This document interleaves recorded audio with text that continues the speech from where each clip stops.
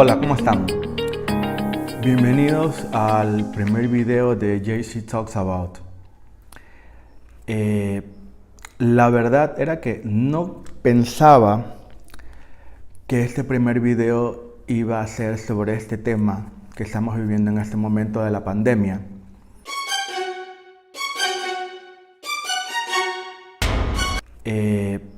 La verdad era que no pensaba que este primer video iba a ser sobre este tema que estamos viviendo en este momento de la pandemia.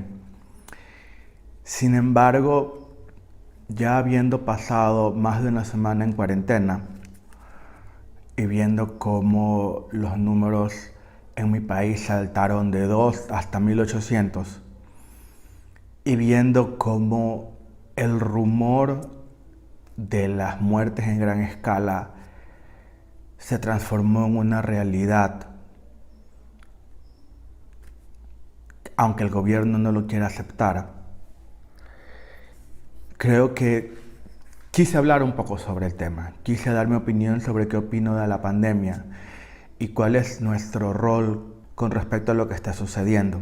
No vengo a hablar desde el punto de vista de ningún experto, ni doctor, ni nada, ni a contradecir nada que la Organización Mundial de la Salud ya haya dicho. La forma médica de combatir la pandemia la sabemos. No vengo a hablar sobre eso. Yo creo que la lucha contra la pandemia no es solo una lucha médica. Hay otros factores adicionales para los cuales no hemos estado preparados y que la mayor parte de las personas no está tomando en cuenta. Y de eso quería conversar con ustedes. No voy a topar el tema del origen de la pandemia. Yo he leído de todo un poco, probablemente ustedes también. Que si lo mandó Dios, que si lo mandó el diablo, que si son las plagas del apocalipsis, que si lo predijo Nostradamus, que si lo predijo Monividente, que si lo predijo, que si lo hizo Estados Unidos o lo hizo China. Ese no es el punto. Yo creo que puede quedar para después. Primero resolver el problema en el que estamos en este momento. Cuando ya hayamos salido de este problema, habrá tiempo para buscar quién fue el responsable, quien sea que haya sido. Yo creo que es importante recalcar que en este momento tenemos dos enemigos.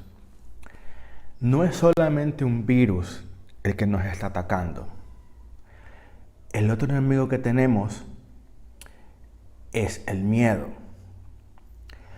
Y yo creo que hay que tomar en cuenta, y lo que pasa, al menos en América Latina, el problema más grande que estamos teniendo, y creo que en muchos países del mundo también, es que no entendemos que esta guerra también se lleva a cabo en dos niveles. En un nivel personal y en un nivel grupal, en un nivel masivo. Entonces, el problema es que para vencer este virus, necesitamos que cada persona a nivel individual cuide su salud y no le tema, no caiga en temor, no caiga en miedo, no caiga en pánico. ¿Ya? Cuando cada persona o la mayor parte de las personas logren mantener su salud y evitar caer en pánico, eso hará que a nivel masivo evitemos la histeria. ¿Qué es lo que colapsa el sistema de salud de todo país? Es la histeria colectiva. No es el virus. Recordemos que se sigue viendo que el virus tiene una tasa de mortalidad del 2%. Obviamente tampoco podemos minimizar porque la muerte de una persona ya es algo serio. La muerte de 2 es algo muy grave. La muerte de 40 es algo que para menos en América Latina y en los países que no hemos tenido guerras en los últimos 5 o 10 años, es una catástrofe total. Entonces, yo creo que lo primero que hay que tomar en cuenta es que los principales responsables para que toda persona esté bien somos cada uno de nosotros. Puede ser que el gobierno no tenga la forma o no tenga el tacto para llegar a una persona y decirle no salgas. Pero los padres pueden tratar de hacerle entender. La histeria, que es el miedo grupal o el miedo masivo, el miedo unido de todas las personas, produce el siguiente error, que es el primer error que estamos teniendo. A una persona le da fiebre o le da gripe, ¡pum!, al hospital. Va al hospital él, va la hermana, va la tía, va la mamá, van 5 personas por solo un paciente.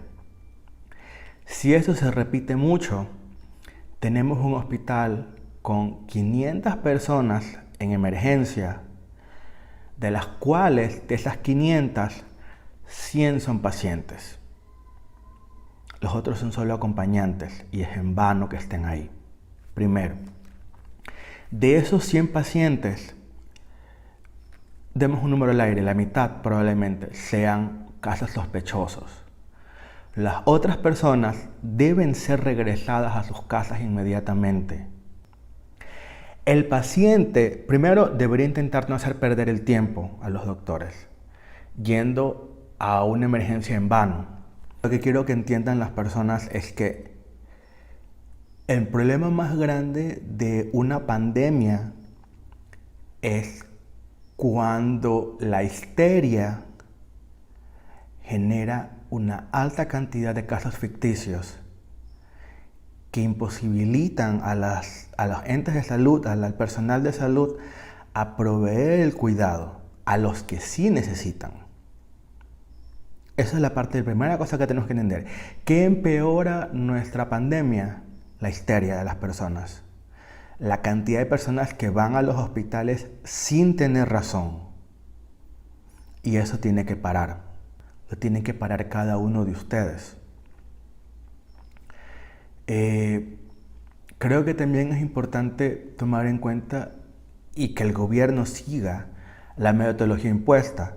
En mi país, cuando tú te sientes mal, tú tienes un número telefónico al cual llamar y ellos deberían venir a tu casa a hacerte una prueba. Yo sé, el número telefónico no sirve, la gente no contesta, se tardan 2-3 días en hacerte la prueba.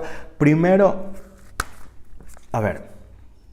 es un error poner un número telefónico convencional o un call center. Señores del gobierno, si por favor me oyen, porque se va a congestionar. Si hay 1000 personas llamando, no tienen ustedes la capacidad para recibir 1000 llamadas al mismo tiempo. Es probable que deberíamos poner un número de WhatsApp, porque el WhatsApp sí puede recibir 1000 mensajes. Es decir, un WhatsApp: ¿cómo estás? Soy Pepito Paredes, número de cédula tal, estoy en tal dirección, tengo estos síntomas. Y luego las personas le devuelven la llamada a esa persona y agendan la cita. La segunda cosa, si hay que hacer 1000 exámenes y no hay reactivos en este momento o no alcanza el tiempo porque el día no tiene 1000 horas y las personas no un solo día a veces no se pueden hacer todas las 24 o todas las 1000, pruebas. También tienen que entender que si tienes gripe, si tienes fiebre, el virus no te mata en un día o en 2 días o en 3 días. Muy probablemente después de los 3-4 días tú comienzas a tener síntomas graves, si es que es realmente el virus, y si tu sistema inmunológico está realmente débil. Porque la mayor parte de la gente va a tener síntomas, pero los va a ir superando. Son solamente el 2% los que van a tener realmente situaciones graves. Entonces, la histeria te hace pensar que tengo gripe ahorita, tienen que atenderme ahorita. Y si hay 1000 o 2000 personas pensando igual, es imposible que tengan una buena calidad de atención. Entonces, tienen que conservar la calma, por favor. Yo creo que es importante, en base a todo lo que les he dicho ahorita, entender una cosa, que es lo primero. Tú como persona eres la única persona responsable de salvarse a sí mismo. ¿Cómo? Ya lo dije. Observando las medidas de salud, lavándote, no saliendo de tu casa, etc. Pero adicional a eso, no teniendo histeria. Cuando entendamos esto, de que el temor no nos va a ayudar, de que reaccionar irracionalmente no nos va a ayudar y va a complicar todo, cada persona que entienda esto es una persona menos que causa un problema al sistema de salud de cualquier país. Entonces, Mientras más personas comprendamos esto, vamos a lograr desalojar las clínicas para los pacientes que son realmente necesarios. Y esa es la primera cosa que debemos hacer y que tenemos la obligación de hacer nosotros como personas para asegurar la sobrevivencia de la mayor cantidad de seres humanos. Esta no es una guerra que ganan los gobiernos, si lo vemos como una guerra. Esta es una guerra que gana cada persona individualmente. Si te ayudas a ti primero y te proteges y tienes todo bajo control, tienes toda la posibilidad de ayudar a una persona o hasta a 2 personas. No vayan a los hospitales en vano. No bloqueen los servicios de salud. Lean, infórmense. Una forma de destruir el miedo y el temor es leyendo. Lean, infórmense. Yo les voy a contar mi caso. Hace una semana, cuando recién comenzó la pandemia, cuando recién comenzó a ponerse seria la pandemia, yo salía de mi casa, iba a botar basura, y venía una persona en bicicleta, tosiendo como el coronavirus vivo. Para todos lados, para acá, para allá, tosía como loco. Como estaba en bicicleta, no se podía cubrir la cara. Yo estaba en la mitad de una peatonal, de un pasillo, y no podía regresar. Y la persona ya estaba muy cerca. Y lo primero que pensé fue, ya me jodí. La persona obviamente me vio la cara y trató de pasar al pie mío sin toser. Siguió de largo.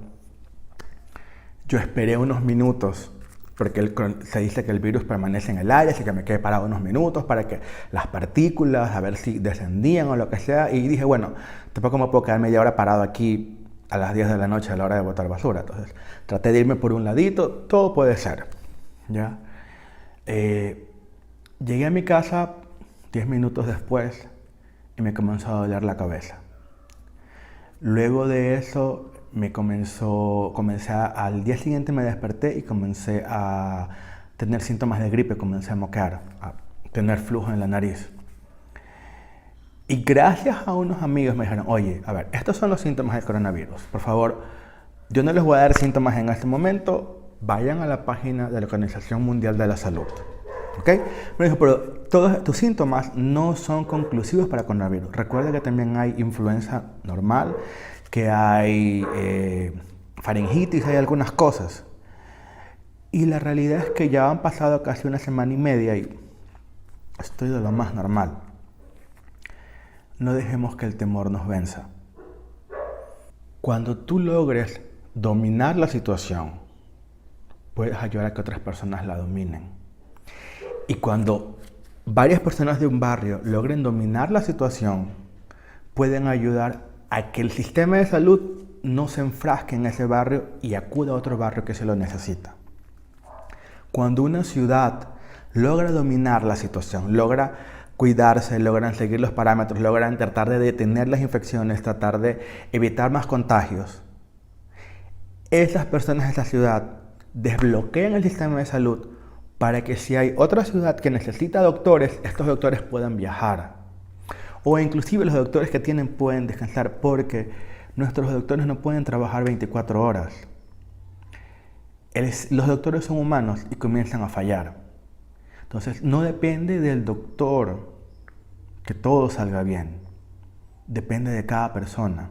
Depende de las acciones que hacemos. Creo que hay varias cosas con respecto a esta pandemia desde diferentes puntos de vista, tanto del punto de vista político, como el punto de vista económico, como el punto de vista logístico, que son importantes analizar y que si las logramos entender, podemos saber cuál es el impacto que tiene una persona dentro de cada factor que afecta el desarrollo de la pandemia. Entonces, para enfrentar esta epidemia, tenemos que hacerlo de forma personal. Es responsabilidad de cada uno. Los estados tratan de facilitar atención médica a gran escala, pero la realidad es que, salvo que me equivoque, pero yo creo que en ninguna parte del mundo hemos estado preparados para una situación como esta.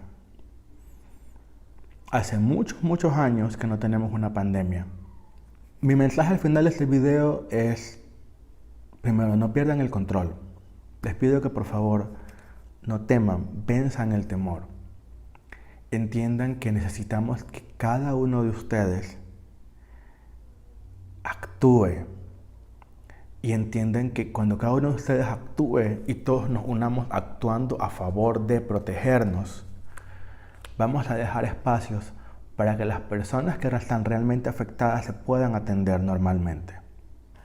Pónganle fe de que pueden salir adelante, de que la vida, Dios, el universo, quien ustedes quieran, los va a ayudar a salir adelante. Porque esa fe hace que tu cuerpo reaccione mejor y tus defensas se eleven. Esa fe te ayuda a cuidarte a ti mismo. Te ayuda a soportar la cuarentena. Y esa fe es la que le da fuerza a las demás personas. Por favor, no pierdan la fe.